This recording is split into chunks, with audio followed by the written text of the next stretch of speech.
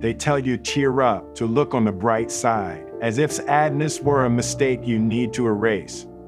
But what if I told you sadness is not your enemy, it's a messenger?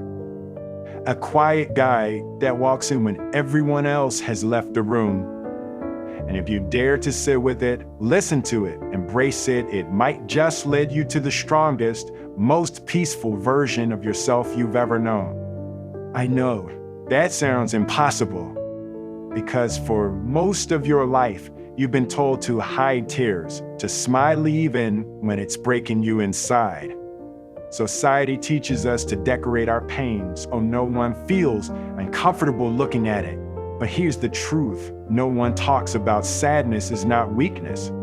It's proof that you have loved, that you have cared, that you have lived. If you are a woman past 60, you know this better than most.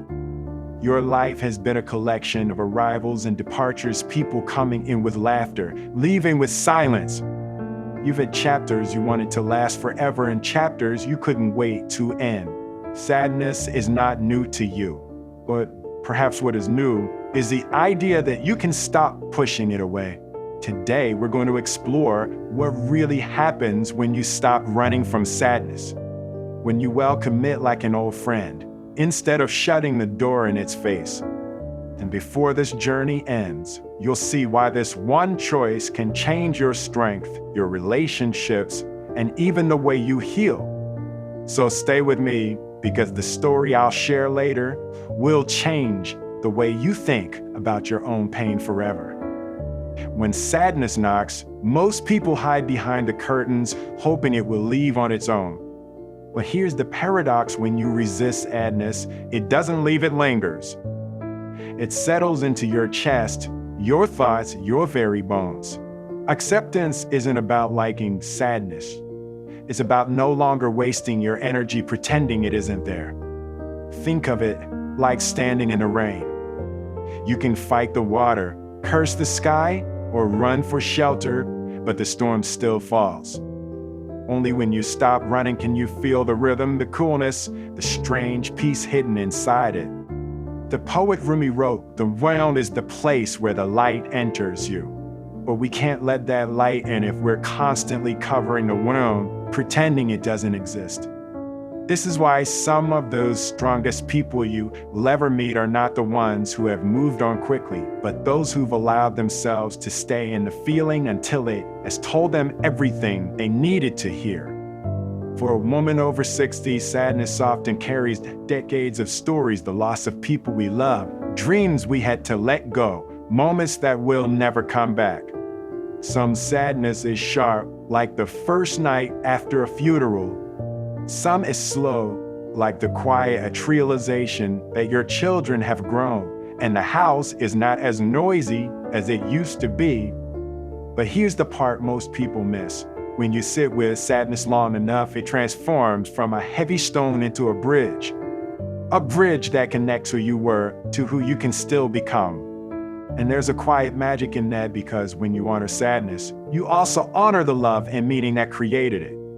The story that changes everything. Her name was Margaret, 72 years old, living alone in a quiet coastal town. Her husband had passed away 15 years earlier, and for most of that time, she kept herself busy church, volunteering, baking for neighbors. But deep down, the sadness never left. She told me once, "It's like carrying a suitcase that nobody else can see." A weight she brought everywhere, even into her sleep. For years, she tried to distract herself: television, endless activities, keeping her calendar full so she wouldn't feel the silence. But it wasn't working. The loneliness only grew louder. Then one day, Margaret decided to do something radical. Instead of running from the sadness, she invited it in. Literally. She made herself a cup of tea, sat by the window, and wrote in her journal, "Dear sadness, what are you trying to tell me?" She wrote for hours. Memories poured out, moments of love she had shared, regrets she had buried, even things she wished she had said but never did. She cried until there were no more tears. And in that quiet afterward, she realized something powerful. Her sadness was not a curse, it was a map. I'm not pointing her toward unfinished goodbyes, unspoken gratitude, and the parts of herself she had neglected.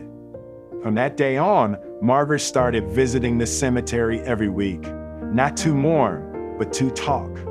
She planted flowers at her husband's grave. She started a grief support group at her local library, helping others who felt forgotten. And here's the twist: her life didn't suddenly become happy in the way people expect. It became full.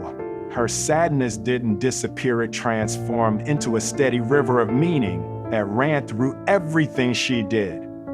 That's the secret most people never hear. Sadness can be the soil where new joy takes root, but only if you let it stay long enough to plant something inside you. When people think about strength, they picture resilience as a hard shell nothing gets in, nothing breaks you. But that's not true strength. True strength is the ability to stay open when life gives you every reason to close. Researchers at the University of California discovered something fascinating. People who acknowledge and accept their emotions, especially sadness, recover from stress faster than those who try to suppress it. Why? Because fighting your emotions is like fighting the tide. It drains your energy and leaves you exhausted. But when you accept them, you ride the wave instead of drowning beneath it. Sadness is a natural regulator for the human heart. It slows us down when we need to reflect. It softens us when we're becoming too rigid. And it connects us to others, because the moment you share your sadness, someone else silently whispers, "Me too."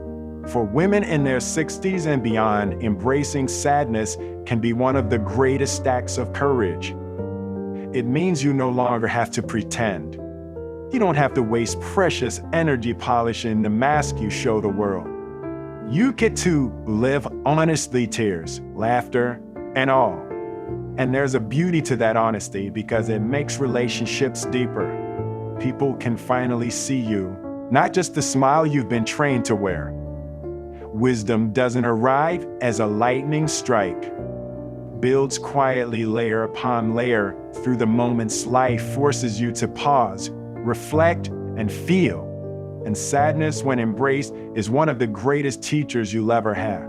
Here's a simple way to turn your sadness into a guide. Step 1, name it. When you feel it rising, don't just say, "I'm sad." Ask, what kind of sadness is this? Is it grief, disappointment, nostalgia? Naming it takes away the fog and gives you clarity. Step 2, listen to it. Every emotion carries a message. Sadness might be telling you it's time to honor a memory, to slow down, or to let something go. Write down what it says, don't judge it, just receive it. Step 3, use it. Once you've heard the message, let sadness guide your next action. It might push you to reconnect with someone, start a project in someone's honor, or simply allow yourself more rest. This is how you turn an ache into momentum, because the truth is sadness will visit all of us again and again. But if you welcome it as a companion instead of a thief, it will leave you gifts every time it goes. So the next time you feel that heaviness in your chest, remember, you are not broken, you are being shaped into someone softer, wiser, and far stronger than you were before. And if you found strength in these words, then you're ready for the next challenge, protecting yourself from the forces that quietly manipulate your mind and heart. Click here for my next video, How to Vanquish Deception, because once you know your truth, you'll never let anyone take it from you again. Subscribe and like for more. We are Wisdom Recorder, your knowledge source.